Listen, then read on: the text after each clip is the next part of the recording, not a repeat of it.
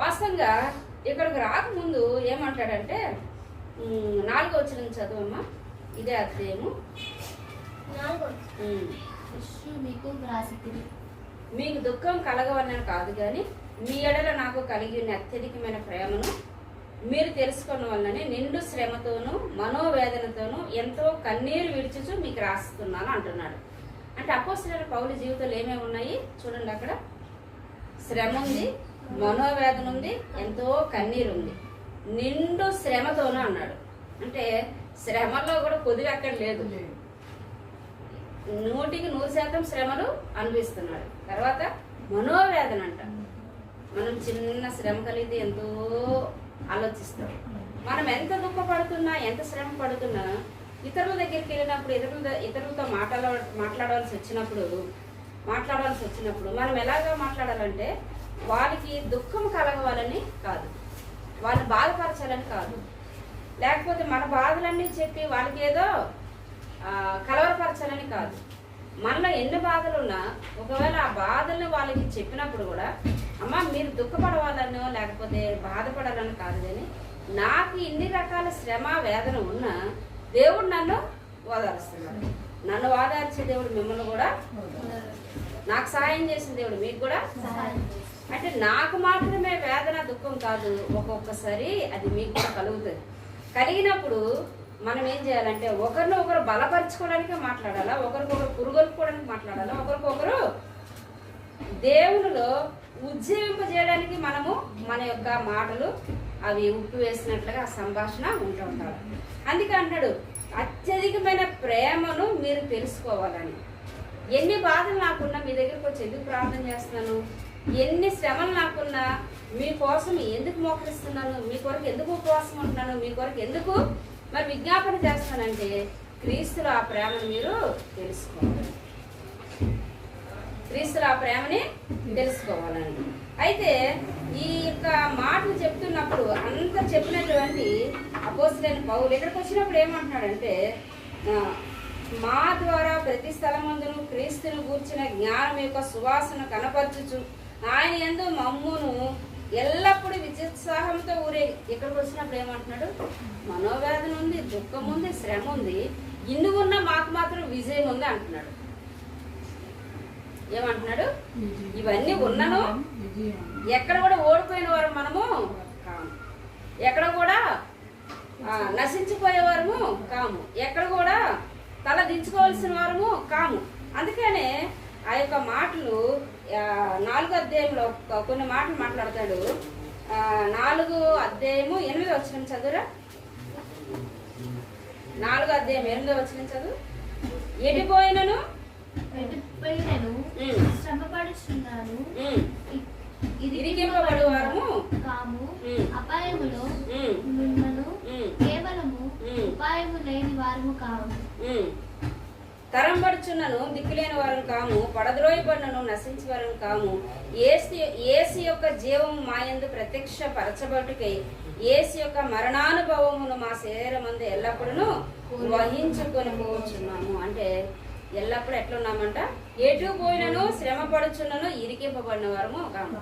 మీరు అనుకుంటున్నారు ఇరికించాలని, మీరు అనుకుంటున్నారు మమ్మల్ని నశింపజేయాలని, మీరు అనుకుంటున్నారు క్రైస్తవ్యమే ఈ దేశంలో లేకుండా చేయాలని.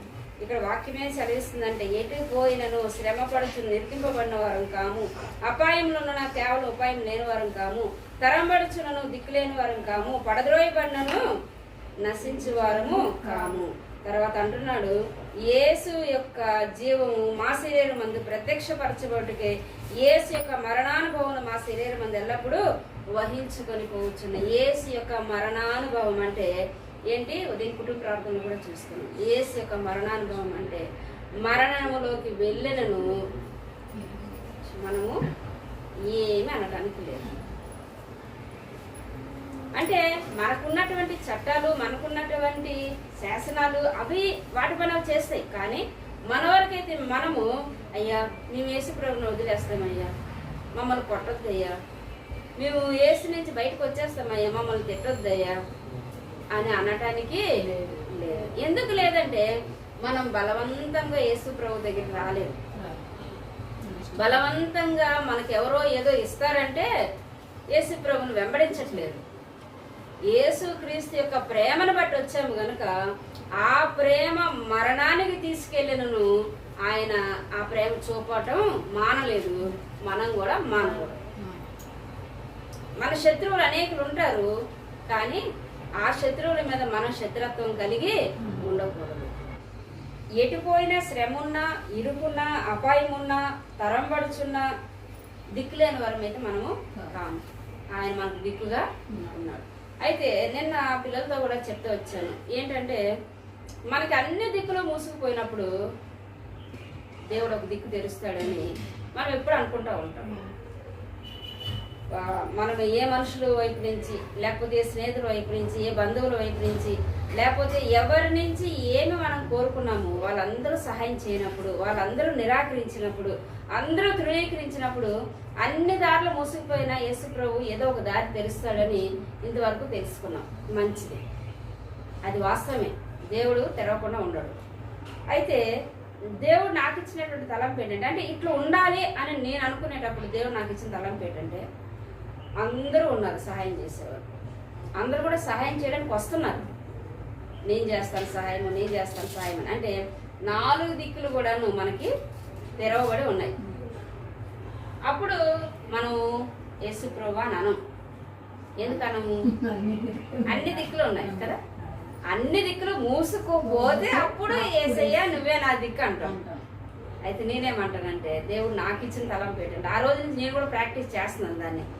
అంటే ఏదో ఊరకనే చేయట్లేదు, కానీ అలాంటి స్థితిలోకి వెళ్ళినప్పుడు దేవుడు మాట్లాడింది ఏంటంటే, అమ్మా నువ్వు అటు చూస్తున్నావు, ఇటు చూస్తున్నావు, ఇటు చూస్తున్నావు, అటు చూస్తున్నావు, ఈ సహాయం నీకు దొరకలేదు కనుక ఇప్పుడు నా దగ్గరికి వచ్చి నువ్వు మొరపెడుతున్నావు, వాళ్ళు సహకారులుగా ఉండలేదు కనుక ఇప్పుడు నువ్వు నాకు సహాయం చేయగలవు అని అడుగుతున్నావు. అంటే ఏ స్థానం ఇస్తున్నావు? నాకు ఏ స్థానం ఇస్తున్నావు? బంధువులు పోయే, రక్త సంబంధికులు పోయే, స్నేహితులు పోయే, తెలిసిన వాళ్ళు పోయే, వీళ్ళందరూ స్థానాలు అయిపోయిన తర్వాత చివరికి ప్రభువా అని అన్నప్పుడు నాకు నిజంగా చాలా సిగ్గేసింది. ఎట్లా అనుకుంటున్నానంటే, ఇదేంటి అందరూ నన్ను తృణీకరిస్తే అందరూ వదిలిపెడితే అప్పుడా యేసు ప్రభు అనేది కాదు కదా. నేను మొదటి స్థానం దేవునికి కదా. అంటే నా చుట్టూ 10 దిక్కులు తెరిచి ఉన్న ఆ దిక్కుల కంటే ఫస్ట్ నువ్వే నా దిక్కు అని నేను అన్నాను. నువ్వే నా దిక్కని నేను అన్నాను. ఆ అనేటటువంటి స్థాయికి వచ్చినప్పుడు ఈ దిక్కులు తెలుసు ఉన్నా, మూసుకున్నా, పని చేయకపోయినా, ఎవరు నాకున్నా లేకపోయినా యేసు ప్రభువా నీవే నా దిక్కు అంటే నిజంగా అందులో ఎంత తృప్తి ఉంటుంది. అలా నిజంగా అనేటప్పుడు మన చుట్టూ ఉన్నవాళ్ళు కూడా మనం తృణీకరించే అవకాశం లేదు. మనల్ని వాళ్ళు విడిచిపెట్టరు, మన వాళ్ళు తృణీకరించరు. అప్పుడు వాళ్ళు తృణీకరించరు అంటే మనకు సహాయం చేయాలని కాదు, మనం వాళ్ళకి ఏదైనా ఒక మాట క్రీస్తు గురించి చెప్పగలుగుతాం. మనం వాళ్ళ మధ్యకి వెళ్ళినప్పుడు క్రీస్తు యొక్క సువాసనగా ఉండగలుగుతాము. మనం క్రీస్తు జ్ఞానం యొక్క సువాసనని వాళ్ళకి ఇవ్వగలుగుతాం. ఫస్ట్ నా దిక్కు నువ్వే.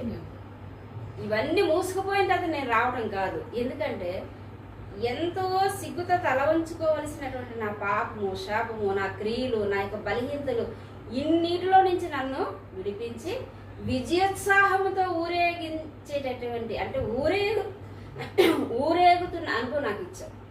ఎవరిచ్చారు మనకి? మన కడుపును పుట్టిన బిడ్డ మనల్ని అర్థం చేసుకోవచ్చు. మన కన్న తల్లిదండ్రులు కూడా ఒక దినాన్ని వాళ్ళు మనకు అర్థం కాకపోవచ్చు, మనం వాళ్ళకి అర్థం కాకపోవచ్చు. స్నేహితులు, బంధువులు ఎవరైనా ఒక దినము ఏదో ఒక లక్షణం ద్వారా, ఒక గుణం ద్వారా మనల్ని కలవరపరచవచ్చు, లేదా అవమానపరచవచ్చు, లేదా ఏంటది వదిలిపెట్టవచ్చు. కానీ యేసుక్రీస్తు ప్రభు ఎప్పుడూ వదిలిపెట్టలేదు. ఆయన దేవుడు ఎప్పుడు కూడా మనల్ని విడిచిపెట్టలేదు, వదిలిపెట్టలేదు. అది మనం గ్రహించాలి.